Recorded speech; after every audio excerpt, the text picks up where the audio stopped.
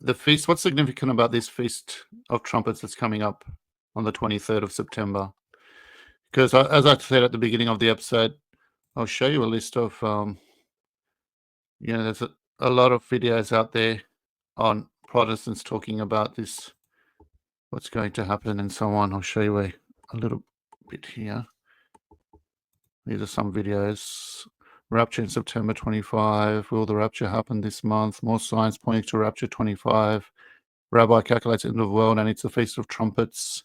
Why are people saying the rapture is September 23? Yeah, so it's a big deal, as you can see. It's all over the Protestant internet. Blood moon over Jerusalem 2025 with trumpets blown.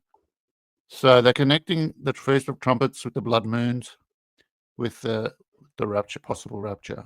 Did you want to try to link it all together for our audience? So when I looked into the Jewish feast days, so if you look at that chart, we know that there were 7 main feasts in Israel. Sure. And there were 4 of them that were considered spring feasts because they took place in the spring. And those were already fulfilled in the time of Jesus. So we have Passover, the Feast of Unleavened Bread, the Feast of First Fruits, and the Feast of Pentecost. And those were feast days that were celebrated by the Jewish people, but then were fulfilled, the Passover by Jesus' death, Yeah. the unleavened bread by his burial. And also the Eucharist, the first fruits by the resurrection, and the Pentecost by the Holy Spirit. Wow. And if you go back... it's amazing correlation. So that's why they're saying, as it happened in the first coming, so it will happen in the second coming, that there'll be a connection, they'll coincide. So when you look at the spring feasts and you look at the time, like the day that Jesus died, right? That was the Passover. So it's not only that the spring feasts were fulfilled, but they were fulfilled on the very day in the Jewish calendar. Unleavened bread was the day of his burial. The first fruits took place on the day of the resurrection. And then 50 days later, their Pentecost was then we had the coming of the Holy Spirit, our Pentecost. And they happened on the very dates. Yes, so, exact days. Right. And they've already been fulfilled and they happened on those dates. And so when we look at the fall feasts, those are the Feast of Trumpets, the Feast of the Day of Atonement, and the Feast of Tabernacles. And those all happening in the month of Tishri. So if you go one slide forward. I'm sorry. This one? Yes. So we can see here, it used to be that the Jewish months were aligned directly with the moon. And so some people will say that in that sense, the calendar was more natural. And it's an interesting question. It definitely was the way that God set up the calendar in the Old Testament. That instead of, like, we connect our years to the cycle of the sun, and it's not with the moon. And so at any time, like if you go out in the 2nd of the month, the 3rd of the month, the 4th of the month, the moon's going to be all different positions, right? Yes. Whereas the Hebrew months were directly aligned with the new moon, and then, the 30 days later, the next new moon. So you had a moon calendar.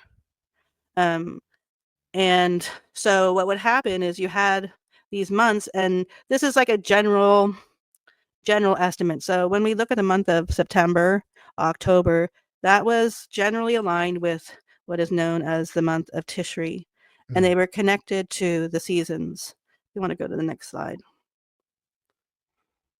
So here we have the different feasts and their dates.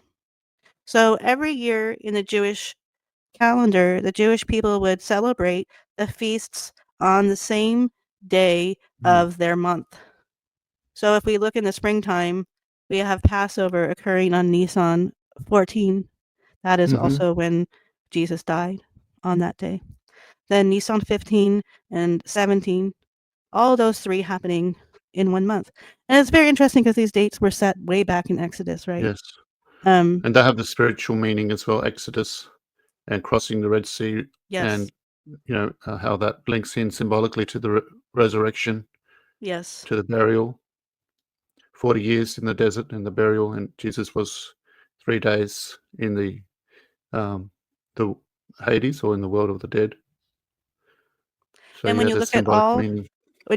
the feast days, they're all connected to Israel being brought out of Egypt, the Exodus, crossing the Red Yes. Sea, being given the Torah.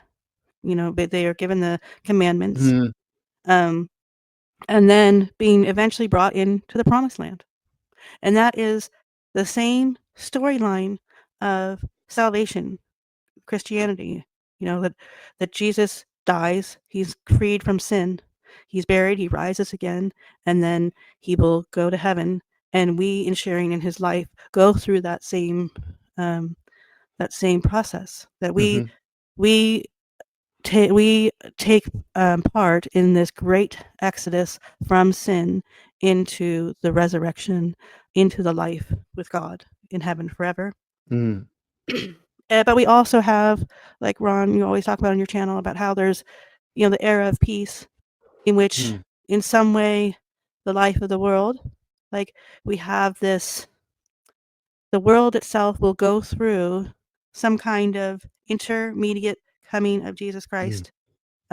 His presence will, in some way, be stronger during that Eucharistic reign, um, and that we have this coming of the Promised Land in some way through what Luisa Picaretta talks about.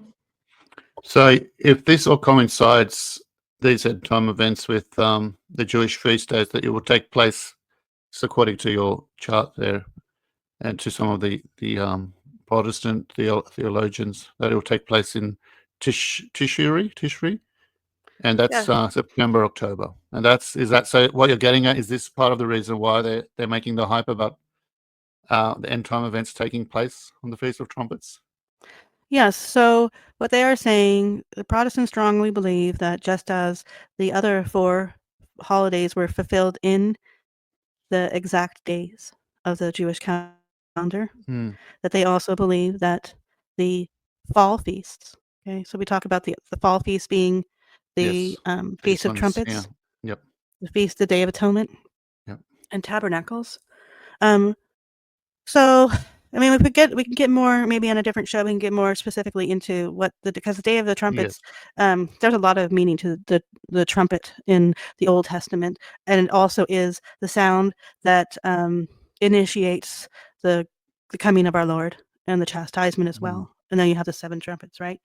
Um, so we have to have, in the future, we have to have those 3 feasts being complete. And in the Catholic understanding, at least it's my understanding, that we're going to have kind of a 2-time fulfillment of those feasts. And it's actually not only 2, it's actually more than 2. oh, And okay, so remember in the last episode, or maybe 2 episodes ago, we talked about the day of the Lord and how yes, Thomas Aquinas says that the the day of chastisement and the judgment of the world is multiple. It's multiple, he says.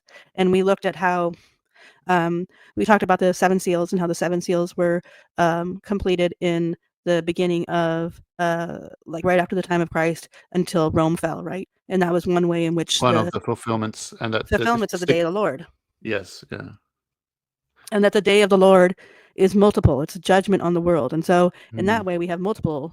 We have multiple times in which there are judgments, and that's why St. Thomas Aquinas concludes that we can't say with certainty that all the signs that are mentioned in the Revelation that occur at the end of times, that they will mhm, definitively occur at the end of times, because it could have occurred in some other coming of the day of the Lord. right, But so it's also my understanding that with Luisa Picaretta and with Our Lady of Fatima, when we talk about this era of peace, and if there's going to be a time in which Christ comes to reign in a more strong way, that there's going to be like this chastisement, right, that we're talking about that's coming. mhm, But the end of that is not going to be the end of the world. And so we are yes, going to have a double fulfillment of those feasts, because there's going to be a judgment on the world. Okay, if we have if we have the illumination of consciences come about, or we have the mm, Great Tribulation come about, there's supposed to be, it's my understanding, also Mark Mallett's understanding, that there's going to be this tribulation that takes place before the era of peace, but then there will Yes. be another one at the very end of times, in some Yes. sense. That's right. Yeah. According to the Book of Revelation, I think it's because it gives a chronological order to these events in St. John's Book of the Apocalypse. And after the Antichrist is defeated and thrown into this lake of fire, then there will be this millennium that they talk about, and the reign of Christ with the saints during this millennium. And that's what a lot of Catholics believe will be the Eucharistic reign of Christ and not a physical. And then after that, then the Book of Apocalypse mentions that then Satan will appear again to wage war upon Christ and his saints. So, and that will be a brief. I don't think that will be different to the Antichrist. A lot of people say that will be Satan's direct appearance and final battle against the saints. So there's different interpretations, but if we're looking at it in a chronological order, that's how it happens chronologically according to the Book of Apocalypse. So chronologically, if you go back one slide, Mm, one more, sorry. Yeah, even there, this that's one? fine. So if we're Yeah. talking about the last 3 feasts, and if we have the coming of Christ in some sense, is that going to be fulfilled time-wise prior to this intermediate coming? Or will these be fulfilled at the very end time? So when we're talking about Rosh Hashanah, so the Feast of the I see what you're Trumpets, saying. right? Yeah, The yeah. Feast of the Trumpets, yeah, go back one so you can see them Mm, listed. Yeah, so yep, we've got the Feast of the Trumpets, which is, so when we're going to talk about what Father Livio has to say about the Feast of the Trumpets, because he says it's happening now. Okay, so the Feast of the Trumpets is announcing the coming of the apocalypse, right? And the yep. coming of the judgment. And so, in some sense, that feast day and the Feast Day of Atonement, which is the suffering for sins, right? And then the coming of dwelling, the tabernacle. I think that one could say that if the Eucharistic reign of Christ is to be stronger in the time of peace, then the tabernacle, I think in one sense you say the tabernacle was already in Mhm. some ways filled when Christ came and gave us the Eucharist. But Yeah. if the Well, like Eucharistic you reign is said, it happens. It's a circular or spiral motion throughout yes, history where it continues, like St. Thomas Aquinas says, repeating itself until it reaches the pinnacle or the final endpoint, which is the end of the world. But yeah, it can definitely happen in the intermediate coming and then also happen symbolically or, actually in the final coming as well. So, so I think for the Protestants that because they don't have these other they don't have mystics, right? And they don't yes. have Our Lady of Fatima. They don't have things like Mm, Our Lady of Fatima or Our mm, Lady of Medjugorje or Our Lady of Pieta or Our Lady of Lost They don't have that kind of thing, right? We're given so much information from those prophecies and then also the prophecies of the saints regarding the end times. The Protestants don't really have that. I mean, they have it in yeah. terms of like the pastors who are living today who can speak about the Yeah, kind. well, they do have their own, mystics in that regards. A lot of people are seeing dreams and visions, and we saw that in the videos that I showed. All these Protestant pastors or everyday people having dreams of the rapture. Yes, It's a big thing. It's all over the internet. You can find that every day of the week, and that's like you yes. said. It's been happening for the last 20 years, where people are having dreams of the rapture and But then the their interpretation interpretation. Yeah, becomes very individual, right? And then it yeah, becomes yeah. like pastor versus pastor versus pastor And versus and it could be seen the same way with Catholics now, with their proliferation of mystics. That we've fair got enough. mystics popping up everywhere, but yeah, that's why it's important to have that spirit of discernment, and also, the authority of the church. I think is very important. So I think that for Protestants, the connection of the end coming of the end times is so strongly connected with the fall feasts that Yes. most of them will believe that the rapture happens in the month of Tishri, which would be September, Right. October of a year. Mm, mm. And you have this chart here, which is if that's going to happen, that means we're going to enter this year into the 3.5 years of tribulation, or is So that this before answers the your appearance of the Antichrist? 3.5 years. so this answers your question as to why this specific Feast of Tabernacles, right? Because you said, Mm, well, why 2025?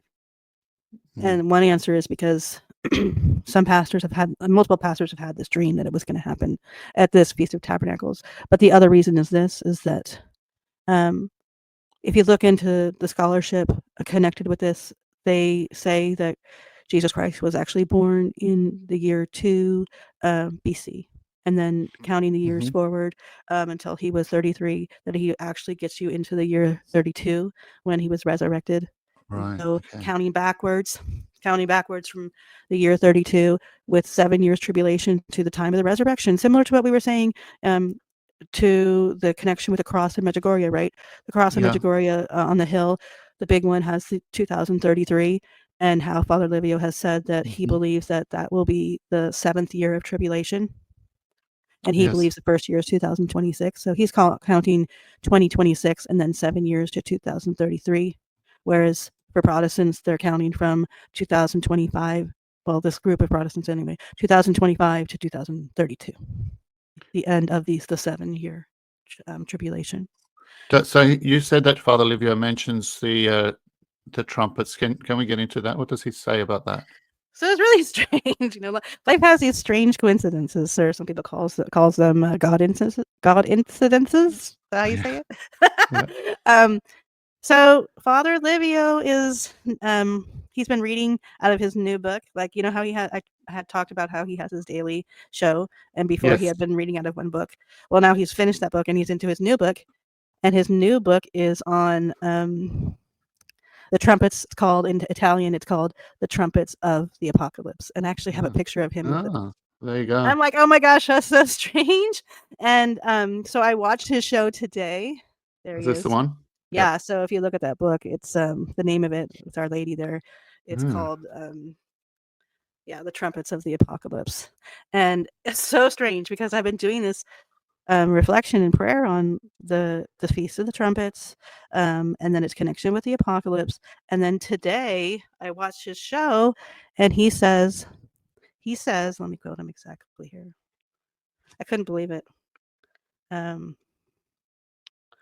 He says that there is no need for multiple trumpets in announcing the coming of the end times.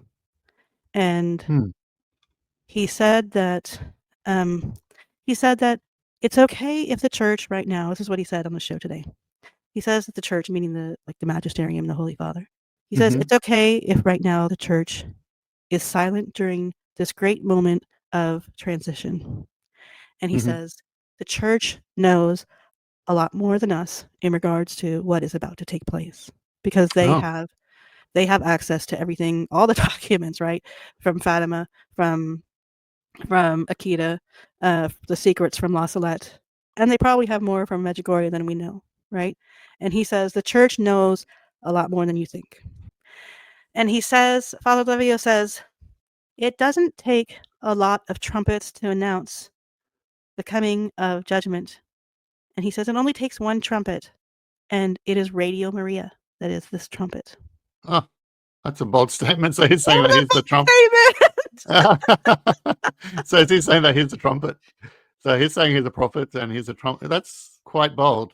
It's quite bold. And he says that he feels, this is what he says. He says he feels like he is, from Radio Maria, he is sounding out to people. Now is the time to prepare for the first secret. And he feels like he is the trumpeter in announcing to the world, prepare for the first secret. And he says people need to understand that Medjugorje, with the 10 secrets, that is the apocalypse. He says that we've done a whole episode on that already. Yeah, and he says the first 3 secrets are a precursor to the apocalypse, and then he says the 4 through 10 are the brothers. He calls them today the brothers of the apocalypse. And then he also talks, one of our listeners in the other episode asked about this. He also refers to the 10 total secrets as being similar to the plagues. But he basically says this, and that's interesting to me, and I think it's something to keep in mind, is that if we're looking for the trumpets to sound, the only place we need to look at is Medjugorje. Yeah.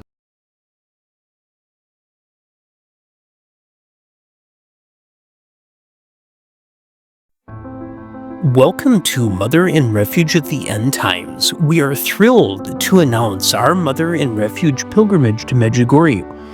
We are traveling to Medjugorje for the historic 45th anniversary of the apparitions of the Queen of Peace, This momentous pilgrimage will be held between June 22nd, 2026 and June 29th, 2026, with the option of continuing to Rome and Garabandal. This first ever Mother in Refuge pilgrimage will be hosted by Totally Yours Pilgrimages and will be led by our very own beloved channel host and chaplain, Father Dom Francis. Other Mother in Refuge team members will also be present, such as Rafael Vilanco, Ron Ray, and others, for an unbeatable price of only $2,995, including flights from the U.S., transportation, lodging, and 2 daily meals, or $1,795 for a land-only package suitable for those joining us from outside of the USA. This is a once-in-a-lifetime pilgrimage. Please register as soon as possible so that you do not miss out. Please visit this website to register. As always, we thank you so much for your support. May God bless you and keep you, and may the Immaculate Heart of Mary be your refuge.